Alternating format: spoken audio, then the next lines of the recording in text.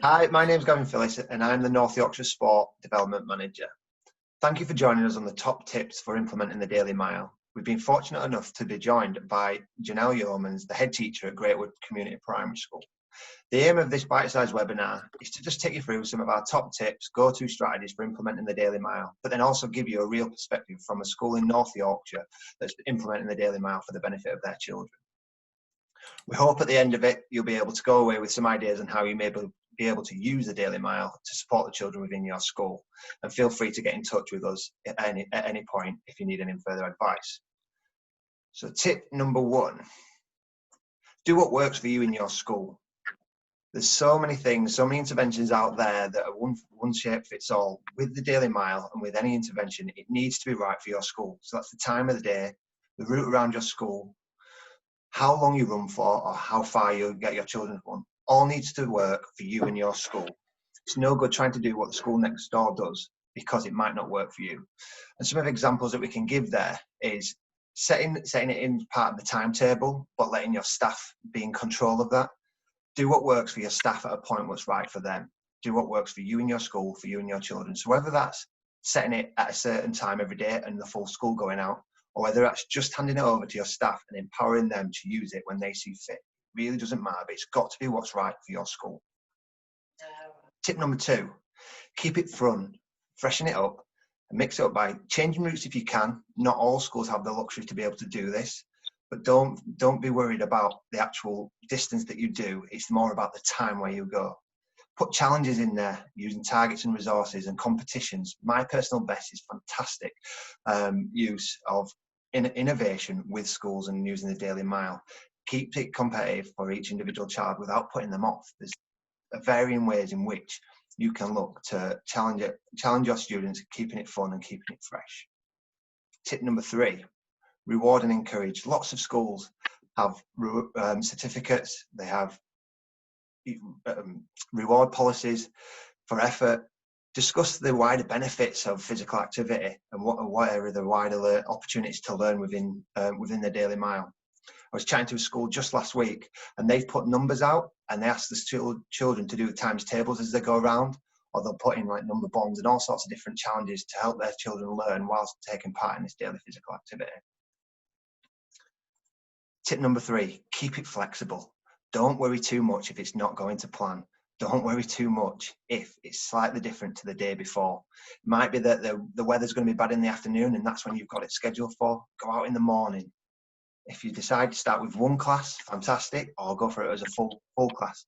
Just keep it flexible and make sure we're going back to that tip number one, doing what's right for your school. The whole purpose of the Daily Mile should be that it's social and fun. Tip number four, weather. When I have discussions with school, this is a big off-put for schools. What they're going to do in bad weather. Try and use it as a challenge. Try and use it as something that's not a barrier. Don't be put off by it. Again, I was chatting to a school a couple of weeks ago, and they say when it is bad weather, they can't use their field, so they don't go out and do the Daily Mile in the field, but they use the school and use the 5 ways to well-being as a method and a model to be able to implement things within their school. So rather than focusing on the physical activity side of stuff, they use it as an opportunity to connect with each other, learn from each other, take notice of the environment around them, but just using a physical activity to be able to do that.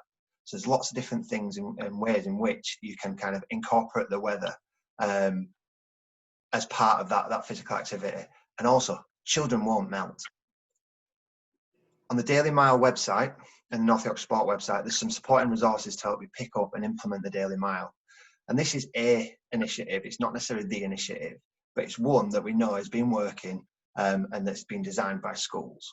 What I wanted to do now is bring in Jonelle Yeoman from Greatwood Primary School to give you her perspective on the Daily Mile, how it's worked for her school, what the challenges are, and help you understand some of the things that they've been doing and how they've been implementing the Daily Mile.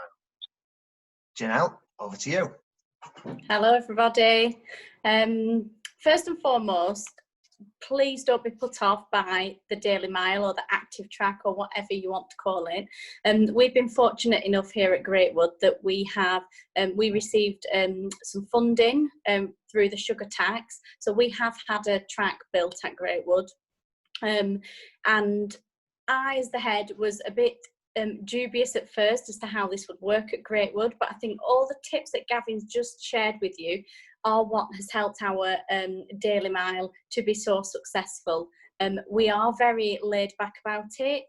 We don't say a specific time that everybody has to go and do their 15 minutes of activity. And that's been brilliant because the staff straight away got buy-in, that I wasn't, as the leader, telling them when they had to do their session daily. I didn't even need to chase anybody up. It's just now part and parcel of our curriculum at Greatwood. So every single day, each class from nursery to year 6 go up to our track and spend 15 minutes up there. And it's lovely from my point of view because every day I can look up to the track and see children throughout the day going out and having a go. Whether we don't ask our children to get changed for the active mile, they stay in the school uniform. And that's all the way up to year 6, but we are out there in all weathers. That was a bit of a shock to the system at first for parents more so than anybody else, because they were saying, oh, my child's come home wet through. But actually that quickly changed and parents were sending the children in appropriate footwear and appropriate clothing as well. So for us, it's part and parcel of everything that we do here at Greatwood. It's now embedded into everything that we do. And throughout the week, the children are having an hour and 15 minutes of being on the track. So I think from a staff's point of view, they would say that the tricky part was getting used to losing an hour and 15 minutes of the curriculum. But what we've seen as a school is the benefits in behaviour, benefits in attendance, benefits in fitness, and we found that once the children came back in at first, they found it difficult to get back into lessons because they were quite bouncy. But the longer that we've done it for now, the children now just slot straight back into class and can get straight back on with learning. We've seen physical fitness levels increase, mental health levels as a result have improved, staff weight levels have improved. I'm sure some members of staff would be happy to share their stories with you, but we have one member of staff who said to me right at the beginning that she wouldn't ever go up there on the track, and just before lockdown she was walking daily, and so for me that was fantastic. We do have certificates, so once the children have achieved their first mile, they get a certificate, and then 15 miles, 30 miles, 50 miles. So we have got certificates that are given out in assemblies. But it runs itself. We don't have to. The children are competitive. They want to run further than other children. They want to beat their own challenges that they've set themselves.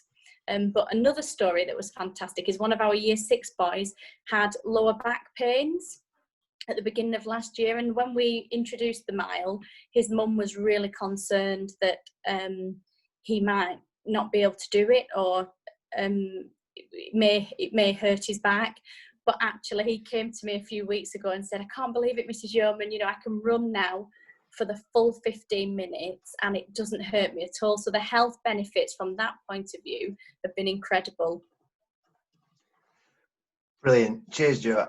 There's lots of things there that you've been mentioning, and I suppose very few of them came back to the physical activity side of stuff. Yes, there is physical benefits, but a lot of what you were talking about there was like the behaviour of the children coming back in ready to learn, and the mental health benefits, which I think can be overlooked sometimes when we're looking to put sport and physical activity interventions in schools. So, and from my point of view, it's really good that you've kind of expressed those benefits as well, because it's challenging times for schools, and you know, curriculums are tight.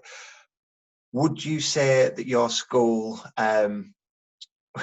has benefited more than you initially thought that they perhaps would do from the Daily Mile, and what would you say to schools that are kind of on the fence about whether to implement such an initiative?